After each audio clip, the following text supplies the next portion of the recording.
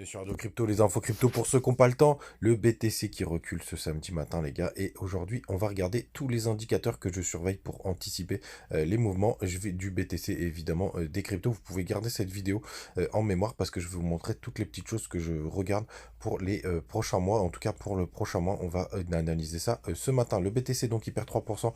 On est à 19 179 dollars. On a Ethereum qui corrige un petit peu moins ce matin. On est juste en dessous des 1300 dollars. On perd 2,6% exactement comme XRP. On a des plus grosses contre-performances, notamment du côté de Missile Sol-Sol et ADA qui perdent quasiment 5% chacun.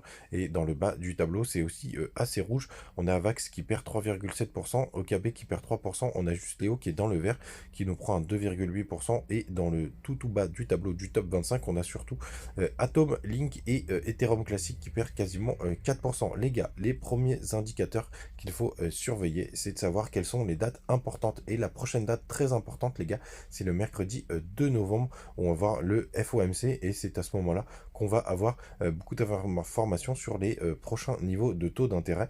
Donc en tout cas, les taux d'intérêt de la Fed pour savoir à combien il va les remonter, hein, parce qu'il faut être quand même quasi sûr qu'ils vont être remontés. Et c'est la prochaine date dangereuse qui peut nous arriver en pleine gueule. Donc les gars, vraiment, mettez bien ça dans vos agendas. Et vous le voyez en ce moment, hein, le BTC et les cryptos et dans l'ensemble des marchés est très corrélé par rapport à ce qu'on annonce. Vous avez aussi les chiffres de l'inflation. Alors j'ai pas encore trouvé la prochaine date, je crois que c'est aussi dans un mois. Mais pour l'instant les gars, souvenez-vous, donc on a eu une publication des chiffres, le CPI qui était à 8,2. Et là, en ce moment où j'enregistre l'émission, sur Troflation, on nous annonce une inflation à 8,19 et depuis le début de la semaine ça n'a fait qu'augmenter, hein, puisqu'au début de la semaine on était à 8,1, là on est à 8,9, donc je regarde vraiment de très très près pour avoir à peu près une moyenne de ce que ça va donner. Ça nous donnerait vraiment des indications qui sont vraiment sympathiques. Vous avez aussi donc sur Investing, c'est les chiffres du CPI. De toute façon, d'ailleurs, ils vont bientôt mettre à jour pour savoir quand est-ce qu'on aura les prochains. On regardera ça de très très près. Vous l'avez sur Investing, hein, vous pouvez taper IPC, indice des prix à la consommation. C'est plutôt pas mal. Moi, je le mets avec plusieurs indicateurs, hein, pour avoir plus d'infos. Sinon, quand on descend sur du plus court terme, enfin on descend petit à petit, on va aller regarder la clôture des options. Mais j'ai déjà fait un contrôle, hein, vous vous en doutez bien. Et pour le coup, pour la semaine prochaine, on est sur du 19 000 dollars. Donc 19 500, pardon. Donc on ne devrait pas avoir beaucoup de volatilité. Donc qu'est-ce que ça veut dire? Ça veut dire qu'on pourrait osciller entre les 18 500 dollars, même un petit peu moins, allez, on va dire les 18 000 dollars, jusqu'aux 20 500 dollars, même 21 000, et qu'on devrait avoir cette volatilité possible qui bouge entre les deux, mais pas beaucoup plus, hein, parce qu'en général les options ça fonctionne plutôt bien. Si on va un peu plus loin sur la fin du mois d'octobre, c'est aussi 19 000 dollars, et si on arrive jusqu'en novembre, on est vers les 20 000 dollars de mémoire. Donc ça nous donne plutôt une tendance haussière, mais pour le coup c'est un peu trop loin pour définir des tendances. Je pense vraiment qu'on va osciller entre ces deux bornes. Et du côté, les gars, du long short ratio, alors dès qu'on a un petit mouvement, hein, ça FOMO direct, hein, vous voyez, on a quand même pas mal nettoyé les longues, hein, puisqu'on est à 70% et qu'on était monté jusqu'à 78%, hein, je crois, au pic. Hop, 78, ouais, c'est ça. Mais il y a quand même toujours cette majorité de personnes qui sont longues alors que ça achète pas du tout sur le spot. Alors l'open interest a vachement diminué, hein, ça veut dire il y a eu pas mal de clôtures de position.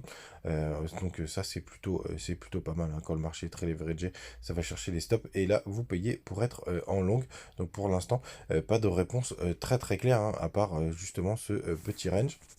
Et on va finir avec ce que je vous propose maintenant, hein, c'est de vous parler de la clôture CME, hein, pourquoi pas jouer ce fameux gap. Donc on a clôturé à 19 155 dollars, donc ça c'est vendredi, donc ça veut dire que si jamais on a un décrochage assez important, notamment demain, ça peut être très intéressant de jouer un petit trade à la hausse ou à la baisse en fonction de où on est. Par exemple, si on est aux 20 000 dollars, ça peut être intéressant de faire un petit short, et si jamais on vient toucher pourquoi pas les 18 500 dollars, ça peut être intéressant de faire un petit long.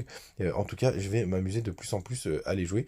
Vous êtes au courant et évidemment, je vous tiendrai informé. Quand on rentre directement sur le graphique, pour le coup, on a une mèche un peu crado, comme on a fait ici pour aller chercher la trendline. On a fait à peu près pareil. Donc finalement, on a clôturé dans le rouge hier. Vous voyez qu'on est en train de stagner entre ces deux bornes, hein. On a vraiment ce range entre les 19 500 dollars et on va dire grosso merdo en bas les 19 000 dollars. Donc c'est très resserré. Les gars, sinon, du côté, l'autre indicateur, bien évidemment, qu'il faut regarder, c'est le dollar. Donc pour l'instant, il a fait un joli rebond.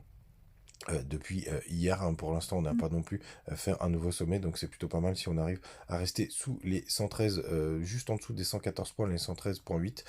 Ce serait vraiment pas mal pour continuer de dessiner pardon, des M. N'hésitez pas à rejoindre aussi BitGet, il y a toujours la compétition, hein, pour les traders, c'est vraiment assez cool, pourquoi pas les traders de range, hein. Vous avez aussi le lien directement ici sur TikTok et je vous laisse en commentaire, et je vais essayer de vous faire enfin le top, en tout cas le top gros cap ce week-end. C'est ce que je me suis fixé, les gars. N'hésitez pas, comme d'habitude, à me poser vos questions en commentaire. Je vous souhaite un très bon week-end et on se retrouve, je pense, très très vite pour le top ou demain matin. Salut.